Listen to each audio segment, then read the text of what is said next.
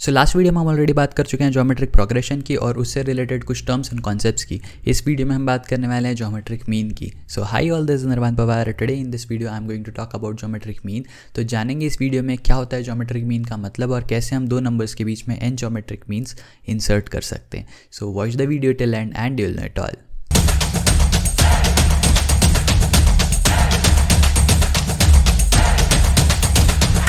So let's get started with geometric mean. लेकिन before I get started, अगर आप मेरे वीडियोस रेगुलरली फॉलो कर रहे हैं लेकिन अब तक आपने चैनल को सब्सक्राइब नहीं किया है, so please go ahead and do that, because channel subscribe करने से आपको मेरे आने वाले सभी वीडियोस के नोटिफिकेशन मिलते रहेंगे। साथ ही साथ जैसे जब कभी आप यूट्यूब ओपन करेंगे आपको होम पेज पे ही मेरा लेटेस्ट अपलोडेड वीडियो भी मिल जाएगा, इससे आप कोई भी वीडियो मिस नहीं करेंगे। सो let's get started with geometric mean. अब ज्योमेट्रिक मीन का मीनिंग क्या होता है? नाउ इफ़ यू रिमेंबर, हमने अरिथमेटिक मीन में क्या चीज़ पढ़ी थी, वही सेम चीज़ ज्योमेट्रिक मीन में, बस छोटा सा एक डिफरेंस है। अगर आपने मेरी अब तक अरिथमेटिक प्रोग्रेशन की सीरीज़ नहीं देखी है तो जैसा कि मैंने पिछले वीडियो में भी बोला था, आई विल हाईली रिकमेंड कि आप पहले अरिथमेटिक प्रोग्रेशन की पूरी सीरीज़ देख लें और उसके बाद ज्योमेट्रिक प्रोग्रेशन पे आएँ, सो दैट जो भी कुछ सिमिलैरिटीज़ या डिफरेंसेस है वो आपको क्लियरली फिगर आउट हो जाए, है ना। तो अरिथमेटिक मीन में क्या होता था? अरिथमेटिक मीन में जैसे अगर मेरे पास दो नंबर्स है ए एंड बी, इसका अगर मुझे अरिथमेटिक मीन निकालना होता था तो मैं क्या करता था, इनको a+b/2 कर देता था, है ना। तो बेसिकली क्या होता था, इन दोनों के बीच का एक मुझे नंबर मिल जाता था which would become the arithmetic mean for those two numbers.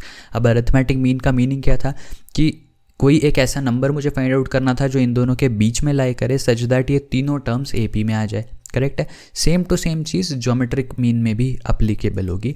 यहाँ पे लेट्स से मेरे पास A और B दो टर्म्स है ना, ये अरिथमेटिक मीन का फॉर्मूला था। अब ज्योमेट्रिक मीन में क्या होगा, इन दोनों के बीच में मुझे एक ऐसा टर्म इंसर्ट करना है सच दैट ये जो तीनों टर्म्स है, ये जो A बीच का अरिथमेटिक मीन और B, ये सब के सब जो है ये किस में आ जाए, ये GP में आ जाए। करेक्ट है क्या? तो इसके लिए मैं क्या करूँगा, ध्यान से देखना। एक काम करते हैं, मैं इसको A और B के जगह आई विल राइट, ये अरिथमेटिक मीन कहाँ पे इरेज कर देता हूँ।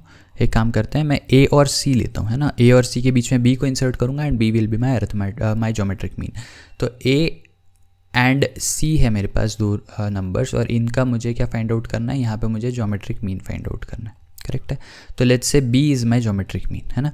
तो मैंने क्या किया, मैं A और C, ये दो गिवन नंबर्स थे, उनके बीच में मैंने B को इंसर्ट किया है और मैं बोल रहा हूँ कि B is the geometric mean.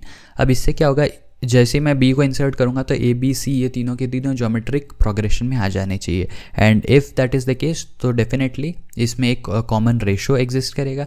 तो मैं क्या लिख सकता हूँ, B/A will be equal to C/B। Correct है क्या? क्योंकि यही होता है, कोई भी एक टर्म का डिवीजन या ratio with the previous term, that should be the common ratio for the entire series. Correct है।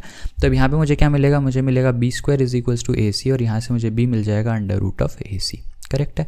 तो ये हो गया मेरा फॉर्मूला किस चीज़ का, ज्योमेट्रिक मीन का। ठीक है, तो ये मेरा GM हो गया। करेक्ट। तो ज्योमेट्रिक मीन कैसे फाइंड आउट की जाएगी, आई होप आपको समझ में आया होगा। हमको क्या करना है, जो भी दो गिवन नंबर्स हैं उन दो नंबर्स के बीच में एक ऐसा टर्म इंसर्ट करना है सच दैट तीनों टर्म्स GP में आ जाए, and that is what is known as geometric mean. और ज्योमेट्रिक मीन फाइंड आउट करने का फॉर्मूला क्या है, √of first term and last term. Correct है।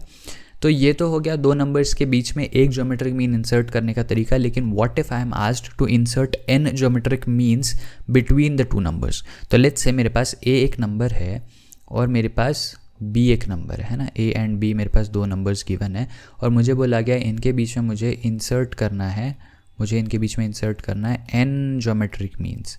अब n ज्योमेट्रिक मीन्स का मतलब इनके बीच में मुझे n टर्म्स डालने पड़ेंगे। जैसा अभी मैंने लास्ट स्लाइड पे सिर्फ एक टर्म इंट्रोड्यूस किया था B, वैसे यहाँ पे A और B के बीच में मुझे n नंबर्स ऐसे डालने हैं सच दैट सारे की सारी जो सीरीज़ है A से लेके B तक की पूरी सीरीज़ वो एक GP बन जाए। करेक्ट है क्या? तो इसके लिए हम क्या करेंगे देखते हैं। इस स्क्रीन को मैं क्लियर करता हूँ और इसके लिए बहुत आसान सा एक तरीका है कि आपको कॉमन रेशो का एक डायरेक्ट फार्मूला मिल जाएगा, that is B/A whole to the power 1/n+1। सही है क्या?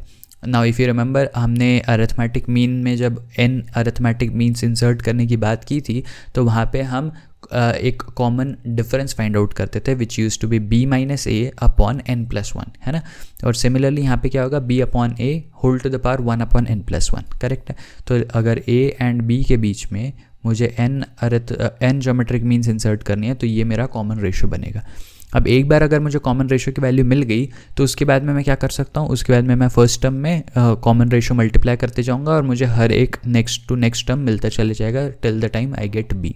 करेक्ट है। इसका एक छोटा सा एग्जाम्पल ले लेते हैं, है ना। मान लेते हैं 2 and 32 के बीच में मैं बोल रहा हूँ कि इंसर्ट 3 ज्योमेट्रिक मीन्स। तो मुझे 2 और 32 के बीच में 3 ज्योमेट्रिक मीन्स अब इंसर्ट करनी है। अब 3 ज्योमेट्रिक मीन इंसर्ट करनी है तो मुझे क्या करना पड़ेगा, 2 एक प्लेस रहेगी, फिर इसके बाद में 3 टर्म्स आएंगे जो अभी फ़िलहाल मुझे नहीं पता, और यहाँ पे 32 आएगा and this entire series should become GP. Correct है। ज्योमेट्रिक प्रोग्रेशन ये पूरी सीरीज़ बन जानी चाहिए। क्या करेंगे, बहुत सिंपल सा फॉर्मूला। मैं क्या करूँगा, मैं कॉमन रेशियो फाइंड आउट करूँगा। सबसे पहले तो क्या करूँगा, कॉमन रेशियो क्या बनने वाला है इससे, कॉमन रेशियो जिसको हम आर बोलते हैं, ये क्या हो जाएगा, b/a whole to the power 1/n+1। Correct. तो b कितना है यहाँ पे 32 है, a कितना है यहाँ पे 2 है, इसका होल पावर क्या आएगा 1/ मुझे कितने इंसर्ट करने हैं ज्योमेट्रिक मीन 3, तो मैं बोलूँगा यहाँ पे आएगा 3 + 1 दैट इज़ 4। तो ये आ जाएगा 16 का पावर 1/4। करेक्ट है। अच्छा 16 का 1/4 पावर मतलब ये क्या आएगा, ये हो जाएगा 2 का पावर 4 होता है 16, है ना, ऐसा मैं लिख सकता हूँ इसको, 2 का पावर 4 का पावर 1/4, तो ये हो जाएगा 2, है ना। तो मेरा कॉमन रेशियो कितना आ गया, 2 आ गया। जैसे मुझे कॉमन रेशियो 2 मिल गया, अब मैं क्या कर सकता हूँ, हर एक टर्म को 2 से मल्टीप्लाई करके नेक्स्ट टर्म्स फाइंड आउट कर सकता हूँ। तो जैसे ही मैं इस चीज़ में इंटू 2 करूँगा मुझे 4 मिलेगा, जैसे ही मैं इस चीज़ में इंटू 2 करूँगा मुझे 8 मिलेगा, जैसे ही मैं इस चीज़ में इंटू 2 करूँगा मुझे 16 मिलेगा, और 16 में इंटू 2 करने से मुझे 32 मिलेगा। तो 4, 8 एंड 16 मेरे ज्योमेट्रिक मीन्स हो जाएंगे इस पर्टिकुलर एग्जाम्पल के लिए। सही है क्या। सो आई होप आपको समझ में आएगा कि हम किस तरीके से ज्योमेट्रिक मीन्स इंसर्ट कर सकते हैं। मुझे करना क्या है, मुझे सिर्फ एक कॉमन रेशियो का फॉर्मूला याद रखना है which is r = b/a whole to the power 1/n+1, और जो भी मेरे पास a और b के गिवन नंबर्स है वो वैल्यू यहाँ पे पुट अप करूँगा, जितने ज्योमेट्रिक मीन्स इंसर्ट करने उससे एक ज़्यादा ऐड करके 1 पावर में 1/ वो नंबर डाल दूंगा।